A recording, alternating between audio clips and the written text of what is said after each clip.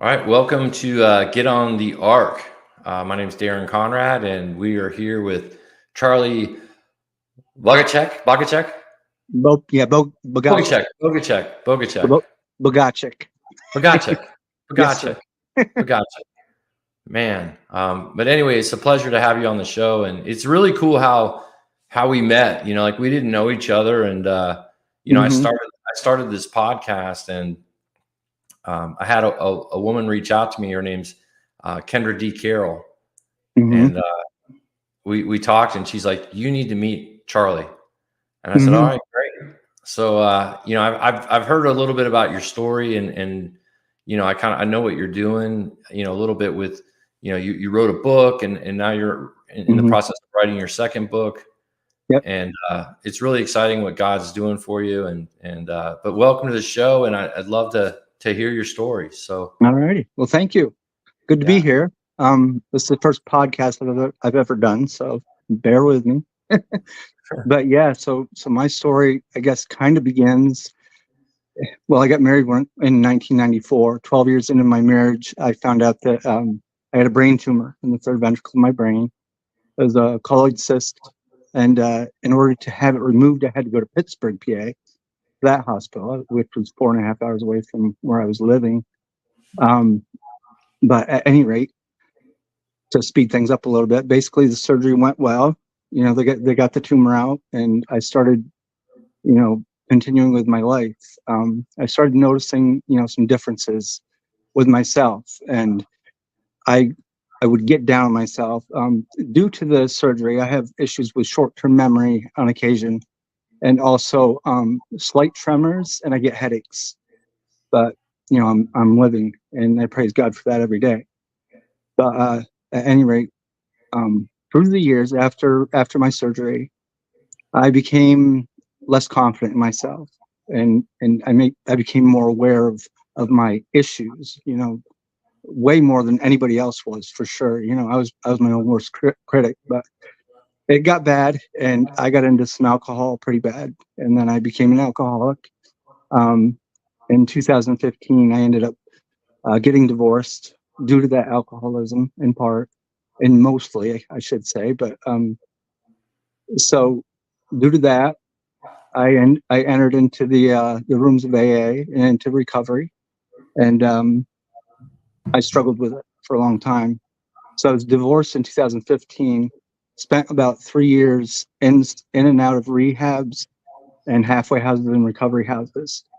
And the last place well, actually, my sober date is June 15th, 2018. So I finally got it right, 3 years afterwards. But then I went to Allentown, PA. After that, after my sober date, and Allentown ended up being the place where I got sober. Where I stayed sober, I should say. Because I'd failed like 7 times or something like that. And Allentown finally worked for me. And I got there, and I went there with a new mindset too. It was basically, I got to do this because I'm tired. You know, Going back out and doing it all over again. In and out of the rehabs, constantly drinking. My health wasn't the greatest. Wasn't helping my health. It was in the short term because it would numb me. And so I basically talked myself into drinking. I was like, this is what you have to do to not have pain.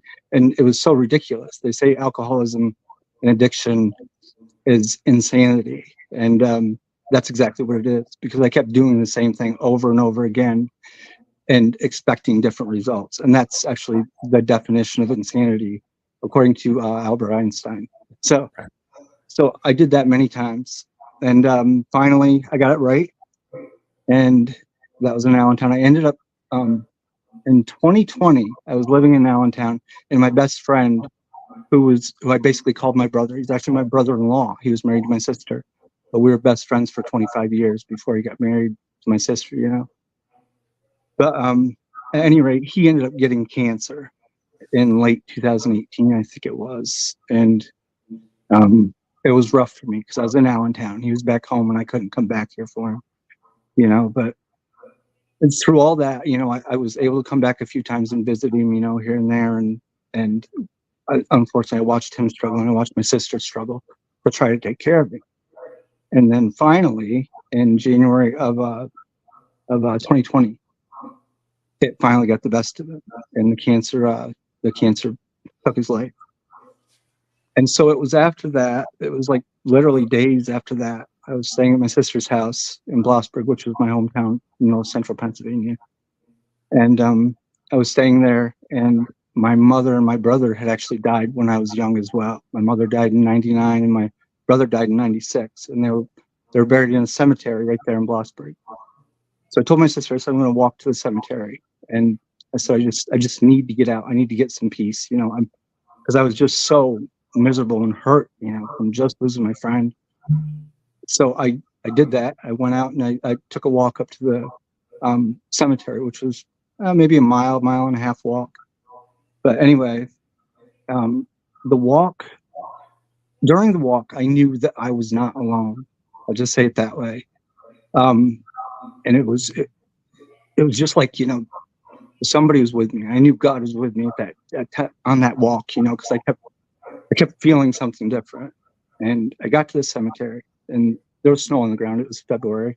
He died January 29th. I think this was February 5th when I took that walk. So I get up to the cemetery, and then, that presence that you can feel when the Lord is with you, it hit me big time when I was up there next to my mom and my brother's graves, and it was like the strangest experience I've ever had, but the most amazing and greatest feeling I've ever felt at the same time. So I could feel that inside of me. So I ended up walking back to the house after staying there for a little bit. And it's funny. As I'm walking back, it's at a cemetery, right? So the church is just down the road a little bit further. There's a Catholic church where I grew up and went to as a kid. And as I'm going by, the chimes go off, the bell on top of the church, and it starts like it was in its basic ring, and I got my phone up just in time because it was just a beautiful moment. I was coming back from that. I was feeling so spirit filled, and I got my phone up to record it. And at the end of the chime that it was ringing out, it ended on 5 equally parted chimes, same note. And it hit me that, later on in the walk, I should say, because I kept on walking. I kept thinking about that 5, that number 5. And so when I got back to the house, I talked to my sister. I told her, I said, I'm feeling something. I said, I don't know what this is. And she had written before. She had done some poems for a little while and stuff. Never really had anything published, but, she was really good at it. And I said, I want to tell you my story, and I'd like you to maybe write on it, knowing that she had done this stuff before. And she told me, she says, this is your experience. She says, you write it. And it hit me hard. So, but at any rate, I went into the bedroom and I sat down on the bed. And this is actually the same electric bed that my brother-in-law had slept in when he was there, that he was using. They brought a hospital bed in for him. And it was in that same bed. So I'm sitting in that bed, and I just, grabbed my phone and I started jotting things down in it. And the whole time, these words ended up being a poem, basically a poem writing. And the words were just flowing from my heart to my fingers, I guess you could say. I just knew, that somebody was with me. And literally, in tears the whole time while I'm writing this, and it just flowed. And I knew it wasn't me. And, it's not like I didn't know God, but because of my lifestyle, I kind of strayed away, and it was in that moment, in those moments, as I'm writing that poem, that I knew, that things were going to be okay. And that there's somebody out there watching over me, and not only that, but I also knew that God was talking to me, that he was showing me, what he wanted me to do, what my purpose was. And it was I never knew I could write. Honest to God, I never knew until that day. I knew that I had some skills, just from some emails and stuff like that, but I never put it to use until that day. And so so I came out of that room a different person, I guess you could say. And I've been writing ever since. But that experience was just like crazy. So going back to the 5 chimes on the bell, remember when I was walking back from the cemetery? Right. So the name of this poem, I ended up titling "In as 3 and Out as 5," meaning that the 3 was me, and I explained in the poem about my friend that just passed away, and that him and God were walking with me. Wow. And yeah, and I got up to of course the 5 comes in when I get up to the gravestones with my mom and my brother. Wow. So walking out, sorry, No, it's great. walking out, there were 5 of us, and there were 5 chimes on that bell, at the end of that song. So it was a pretty surreal moment, in my life. I don't think I've ever had an experience like that ever. So it was that knowing feeling inside that, that God's talking to me, that He's showing me that I need to just, open my ears and open my hands and let Him in, let Him take my life, all of it, take all of this hurt and all this pain, and Amen. just guide me. And so, ever since then, I've been writing. So it's been a struggle, but it's a good struggle. A struggle in the aspect of basically trying to keep focused, on Him. I won't say it comes easy, because it doesn't always come easy. Right. We live in a crowded world, and our minds can just get distracted at the drop of a hat. So, but it's good. I can tell you that. And it's just neat when I get into it, when I get into a rhythm, how those feelings just come back to me, like I was in that bed where my brother-in-law had been, and in that room, just feeling God for the first time as far as my purpose goes. Now, was this the what inspired your first book? Yes. Yep. And what is the title of your first book? Inspired by Angels, which Inspired by Angels. Yep. Wow, that makes sense. That's exactly it. Yeah. And at the end of the poem, when the very first time that I wrote, at the end of that poem, I didn't feel comfortable just signing it with my name. So that's what came to my head in that moment. At the bottom, I put "Inspired by Angels." And then at that moment, and I didn't know I was going to write a book at that time, I just wrote a poem and I put "Inspired by Angels" on it. But that became the name of the book, was "Inspired by Angels." So it ended up being at the bottom of all of my writings that are going to be in this book. So yeah, so it was pretty interesting, and I know that we are not alone. God's here with us, and He uses moments in our lives to capture us, to bring us closer to Him, and to see our calling. I listened to Kendra's show a few weeks ago when you had done that, and she's a great one, to spark that, to and she helped me to see my talent, I guess, so to speak. But not only that, but to know that God is with me as well. She's a constant reminder for me, and she's just been so good to be by my side. And that's what her life is all about. I think her book is Stepping Into Your Calling. So, but yeah, she helped me out. And the funny thing about that is that she's a women's coach, women's outreach coach, I guess I could say. Yeah. And she made room for me. She just kind of felt that, and we've talked about it. It was odd for her at first that I was a guy and she was reaching out and trying to help me. Yeah. But she took me on. So but yeah, so that's kind of my story as far as up to the first book, anyway. So you grew up Catholic. I grew up Catholic. When I was married in '94, we kind of fell away from the Catholic Church. My dad was an alcoholic as well, so we didn't I want to say my teenage years, we kind of just stopped going to church regularly. And so I fell away from the Catholic religion. And then I got married in 94.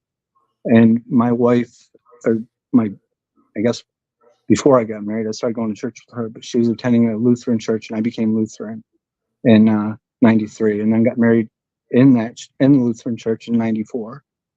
So technically I am still Lutheran, but I do So, visit. so when you had this experience with the angels Mhm.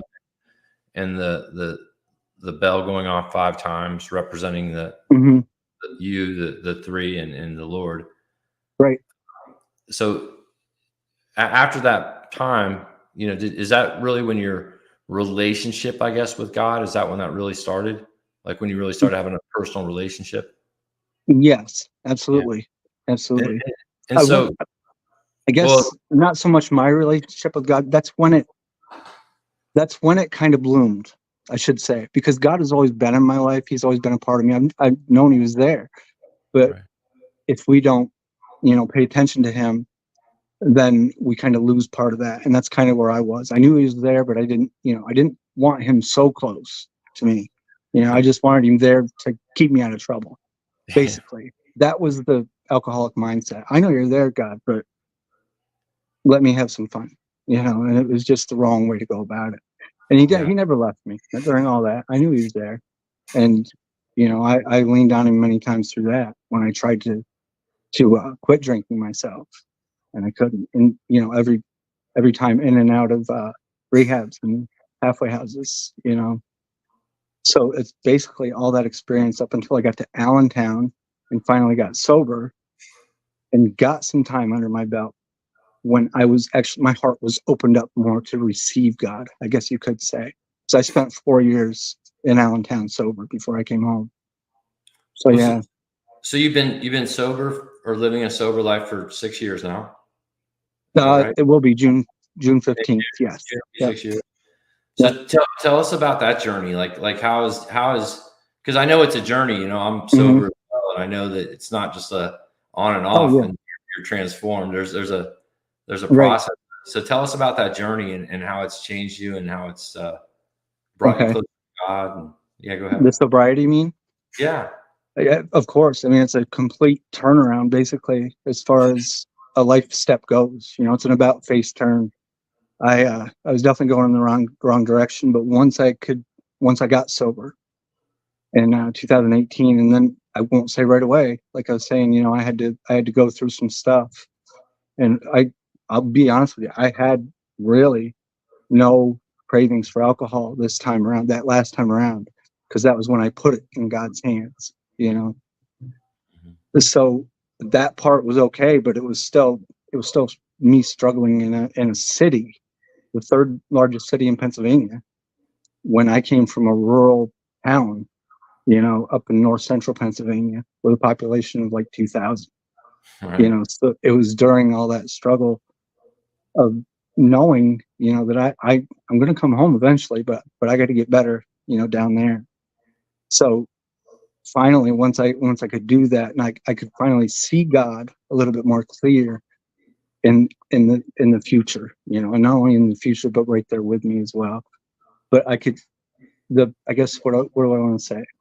It's kind of like the window got bigger of him the closer I got to home. So it was a journey. It was interesting, but I'm living so much better right now. I have two daughters, and they both have children. I have a grandson, and I also have a granddaughter who are born 1 month apart. And they're both 2 years old right now. So Wow. yep. That's So awesome. yeah, it's a journey for sure, but it's a fun one. Well, I love your journey. You've got something you're doing in Pennsylvania right now, and Hmm. there's 209 historic covered bridges or just covered bridges. Yeah, they're all historic. Yeah, they're all basically historical landmarks at this point. Most of them, I think, are. But yeah, so that was another God experience, another spirit-driven experience. So after I moved back here, that first year, it was 2022 in the summer, Mhm. and I I was visiting a lot of the outdoors. I found that, if I went to the outdoors, I was inspired even more. I could feel God even more when I was outside. So I was hitting hiking trails and, different hiking trails here and there. And I was doing a lot outside, and I couldn't figure out one day. I woke up, I decided I wanted to take a hike. And I couldn't figure out if I wanted to go to a mountain or to go to, like water, like streams or something like that. Because there's all sorts of hiking trails in Pennsylvania. You can pick what you want. And I usually did, but for some reason this day I couldn't. And I was driving myself absolutely nuts in my head. So I'm like, just make up your mind, Charlie. Make up your mind. Finally, I got in the car and I went to the gas station to fill up with gas, and still hadn't figured out which hiking trail I was going to hit, mind you. So after I put the gas in my car, I got in the car and I got to thinking how covered bridges have been on my mind a lot lately, So I put a covered bridge in my GPS, and I went to that one. It was like a 13-minute drive from where I live, So I went to that, and it was while I was there that I went underneath that bridge. Is what I did. I went under there and I started writing, and it was it was in that drive, actually on the way there, I should say. I'm sorry, I'm getting ahead of myself. But on the way there, I was feeling, the writing come back to me, and I was feeling this inspiration, and I felt like there was something that had to do with these bridges. So what it ended up being basically was God kind of leading me towards that covered bridge. And then the idea hit me that I'm going to write from underneath every covered bridge in Pennsylvania. And that's going to be my next book. So, and the idea is, I've named it Visions from Underneath. And the idea is that because we are under God's hand, all the time, and our visions from underneath his hand should be of his choosing, I guess you could say. That would be one way to put it.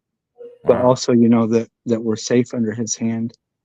So the underneath is when I go under that bridge and I'm writing, I get more inspired because I'm in the outdoors and I know that he's there, and I know that, I'm safe underneath his hand.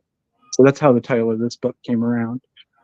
And so far I've visited 63 bridges so far in Pennsylvania out of the 209. Wow. So, but that's a journey, and it's an adventure. And it's not just writing with this one. It's more of an adventure.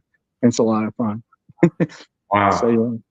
But that's exciting. And you can follow, people can follow you on Facebook. You have a page called Visions from Underneath the Journey, right? Correct. Yeah. Well, that's my group. I do have another page called Visions from Underneath, but yeah, they can follow me on that. Mm-hmm. Okay.